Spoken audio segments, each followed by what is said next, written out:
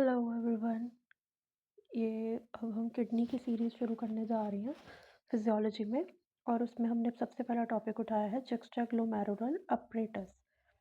तो किडनी में अगर हम रीनल का हम पढ़ने जा रहे हैं सब कुछ रीनल फिजियोलॉजी एंड स्किन, तो उसमें अभी किडनी और नेफ्रॉन्स का वीडियो तो नहीं, अभी हम पहले पढ़ेंगे जुक्स्टाग्लोमेरुलर अपरेटस, क्योंकि most confusing topic renal physiology में सबसे ज़्यादा यही होता है जो स्टूडेंट्स को क्लियर नहीं होता। तो लेट्स स्टार्ट विद दिस।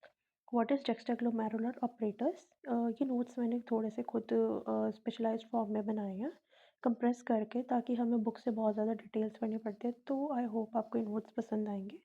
तो let's start with it. So juxtaglomerular apparatus की डेफिनेशन है, it is a specialised organ situated near the glomerulus of each nephron. इसका डायग्राम मैं आपको दिखा देती हूँ। तो ये है जुक्स्टाग्लोमेरुलर अपरेटस। ठीक है, इसके अंदर क्या रहता है, अपरेटस को पहले एक्सप्लेन कर लेते हैं। एफरेंट आर्टेरियोल रहता है और इफरेंट। इफरेंट से ब्लड इन होगा और इफरेंट से ब्लड आउट होगा। ठीक है, ऐसा समझते हैं।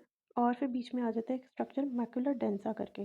Macular densa, okay, macular densa से जस्ट नीचे आ जाता है एक्स्ट्रा ग्लोमेरुलर मेसेंजियल सेल्स। दो तरह के बेसिकली ग्लोमेरुलर मेसेंजियल सेल्स होते हैं, जो एक कैटेगरी आ जाती है एक्स्ट्रा की। See here it is extra क्योंकि ये बाहर को है। और दूसरी आ जाती है इंट्राग्लोमेरुलर मेसेंजियल सेल्स, जो कि अंदर पाए जाते हैं apparatus के। ठीक है, फिर उसके बाद आ जाता है ग्लोमेरुलर कैपिलरीज।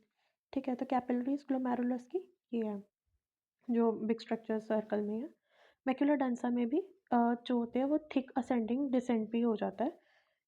जैसे कि आपको दिख रहा होगा मैक्युलर डेंसा का स्ट्रक्चर है, इसके राइट साइड पे जो स्ट्रक्चर आ जाती है वो असेंडिंग स्ट्रक्चर आ जाती है। ओके, और एफरेंट आर्टरियोल के जस्ट साइड पे उसमें जुक्स्टाग्लोमेरुलर सेल्स रहते हैं, जो सराउंड करते हैं एफरेंट आर्टरियोल को। सो ये था स्ट्रक्चर।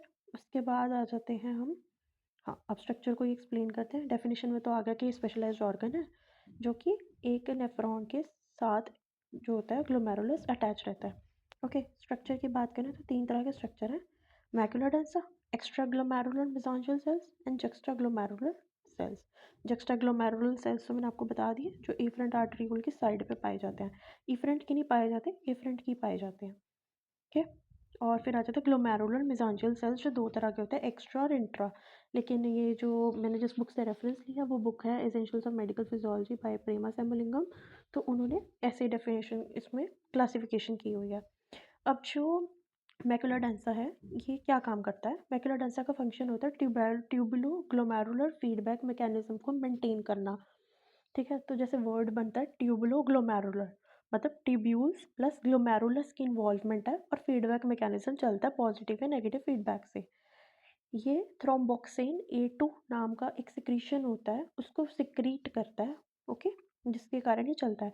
अब ट्यूबुलोग्लोमेरुलर फीडबैक मैकेनिज्म क्या करता है, it regulates the renal blood flow and glomerular filtration rate. अब आप पूछोगे ग्लोमेरुलर फिल्ट्रेशन रेट क्या होता है, तो it is defined as total quantity of filtrate formed in all nephrons of both the kidneys in a given unit of time।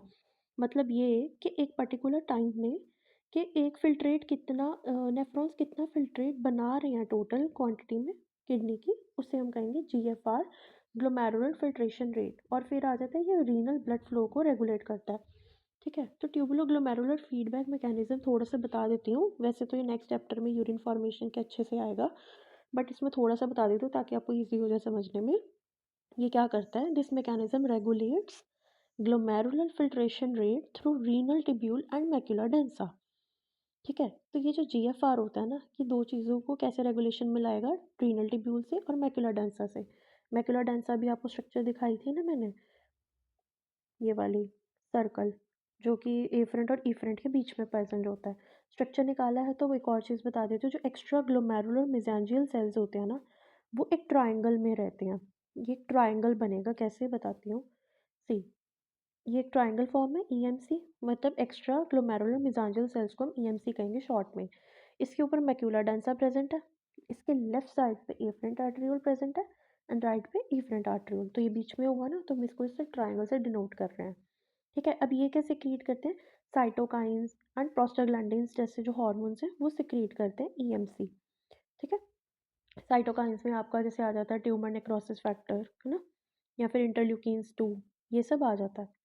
फिर उसके बाद थर्ड स्ट्रक्चर पे आता है जक्स्टा ग्लोमेरुलर सेल्स।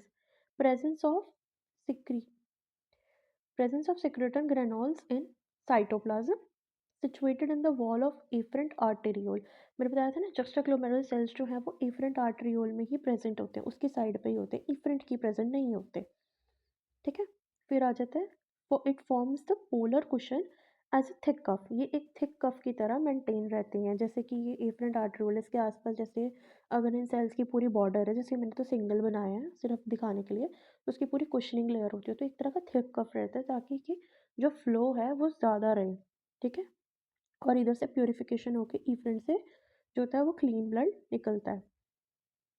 तो ये था स्ट्रक्चर के बारे में। अब मैंने ग्लोमेरुलर मेसेंचियल सेल्स भी बता दिए, दो तरह के होते हैं, एक्स्ट्रा ग्लोमेरुलर और इंट्रा ग्लोमेरुलर। ठीक है। अब फंक्शन क्या होता है ग्लोमेरुलर मेसेंचियल सेल्स का, ईएमसी का? It regulates the glomerular filtration by contractile property. कोई भी कॉन्ट्रैक्टाइल कोई चीज़ कॉन्ट्रैक्ट कर रही है ना, उससे ग्लोमेरुलर फिल्ट्रेशन जो होता है वो बढ़ता है। फिर दूसरा आ गया it secretes interstitial matrix prostaglandin and cytokines. Obviously अगर एक्स्ट्रा ग्लोमेरुलर जो है वो साइटोकाइंस और प्रोस्टाग्लैंडिन को सिक्रीट कर रहा है, तो ग्लोमेरुलर मेसेंचियल सेल्स भी यही काम करेंगे। ठीक है।